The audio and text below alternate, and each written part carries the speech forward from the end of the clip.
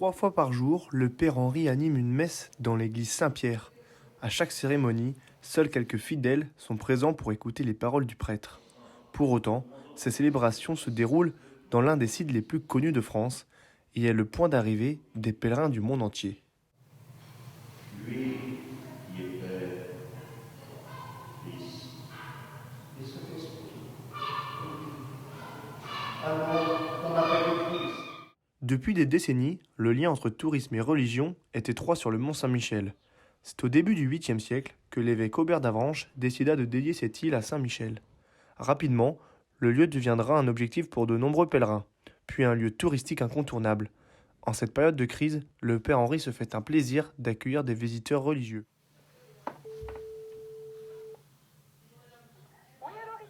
Oui. Dis donc, bonjour, ils arrivent à quelle heure vendredi soir? Alors, il traverse à 15h. 18h. Mais ces fidèles sont de moins en moins nombreux. Quand il y a des pèlerinages, les gens, les prêtres mettent leur nom. Alors, vous voyez, depuis 2021, il y a eu 5 prêtres qui sont venus. Voilà, 1961, il y a des années où il y a du monde. Hein.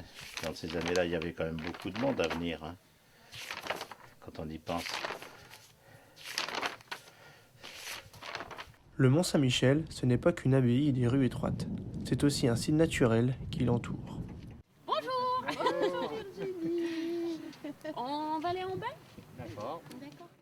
Virginie est guide dans la baie depuis plusieurs années. Dans cette vase mondialement connue, parler nature est indispensable. Mais comme partout au mont, tout a un lien avec les pèlerinages et la religion, même les coquillages. Déjà 2 chemins comme ça qui allaient vers le mont Saint-Michel.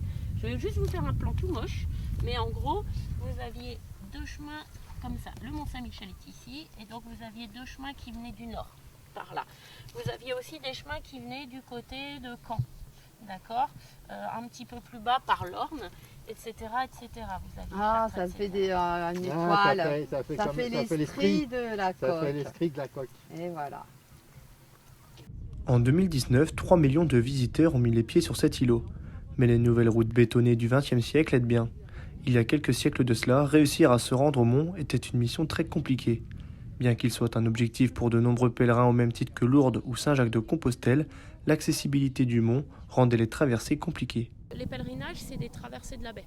C'est-à-dire que les pèlerins, ce que j'ai expliqué, ils traversaient la baie pour venir jusqu'au Mont Saint-Michel, puisqu'il n'y avait pas de route, etc. Les pèlerinages ont commencé il y a à peu près 1000 ans, parce que les foules avaient envie d'aller prier Saint-Michel qui protège les bons chrétiens, ceux qui croient en Dieu. Et pendant très longtemps, c'était seuls les bons chrétiens, ceux qui le méritent, vont arriver vivants au Mont Saint-Michel. Sinon, vous prenez la marée montante, sinon vous prenez les sables mouvants.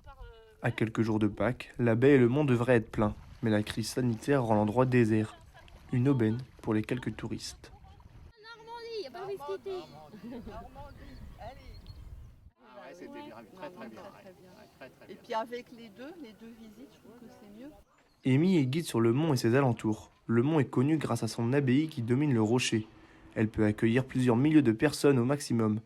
Depuis plusieurs siècles, le lieu est prisé lors des grandes cérémonies religieuses, même s'il est toujours possible de visiter l'abbaye en pleine messe. Il y a encore des pèlerinages au mont, notamment pour les grandes fêtes religieuses. La fête de la Saint-Michel en septembre ou Pâques, qui arrive bientôt, le 15 août, ce genre de choses. Il y a encore des pèlerinages importants.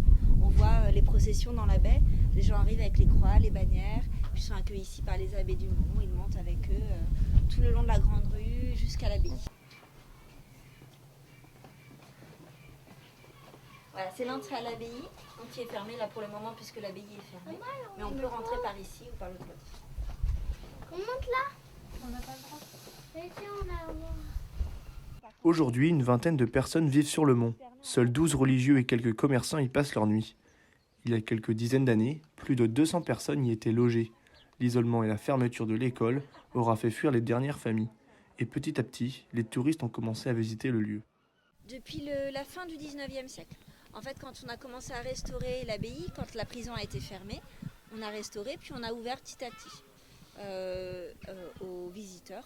Donc, fin 19e, on commence à ouvrir, mais il y avait très peu de visiteurs. Il y avait déjà des guides qui faisaient visiter l'abbaye, qui étaient embauchés par l'abbaye. Et puis petit à petit, ça s'est développé.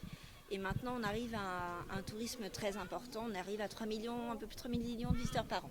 Cette visite de quelques heures sera la seule de la semaine pour Rémi, qui subit de plein fouet les restrictions sanitaires. Sinon, c'est très très bien. D'accord, parfait. Merci beaucoup pour la visite, c'était très bien. Je vous en prie. Bonne journée. Merci à vous. Au revoir. Au revoir. On va manger. Faut les prendre où elles ont pris. Régulièrement, le père Henri vient se recueillir dans le cimetière du Mont-Saint-Michel. Il y retrouve le calme qui régnait autrefois sur le mont, avant l'arrivée du tourisme de masse. Non, autrement, il y a très peu de gens à venir maintenant. Oui, mais ça a beaucoup changé, hein. C'est un changement, il faut accepter que ce soit comme ça. Alors que c'était un lieu où les gens venaient beaucoup. Alors maintenant, c'est bien sûr, c'est le tourisme, hein. Faut pas... c'est ça. Mais pas du tout dans cette notion religieuse, dans une notion de visite. Voilà, on vient au Mont-Saint-Michel. Le père fait partie de la fraternité monastique de Jérusalem. Ils habitent sur le mont depuis 2001. Contrairement aux bénédictins, qui étaient avant dans l'abbaye, la fraternité adore le contact humain. Eux, ils sont dans leur monastère, ils sont dans leur vie de prière. Moi, je suis plus là. Moi, c'est le contact, hein, qui est premier, hein, c'est ça. Moi, c'est pour ça que je suis là, pour le contact avec les gens. Alors, eux, c'est plus la vie de prière dans l'abbatiale. Malgré tout, la douzaine de religieux restent la plupart du temps enfermés dans les pièces réservées de l'abbaye. La communauté, les moines, oui, ils sont là-haut. Ouais. Oh non, ils sont 12. Ces quelques mois isolés du monde auront permis aux habitants du Mont de se rendre compte de l'importance du tourisme pour leur village. Malgré son aspect conservateur, ses cérémonies religieuses ou encore ses murs chargés d'histoire, le Mont Saint-Michel n'a jamais autant été tourné vers le monde extérieur.